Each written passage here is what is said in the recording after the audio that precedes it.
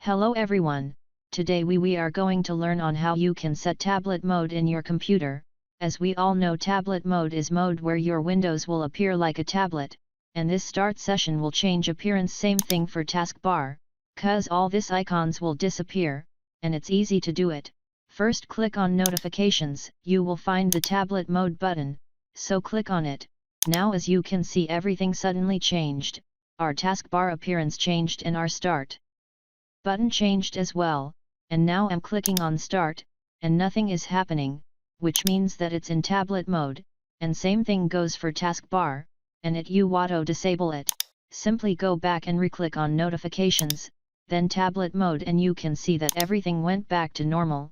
So thanks for watching, and if you enjoyed the video, make sure you subscribe.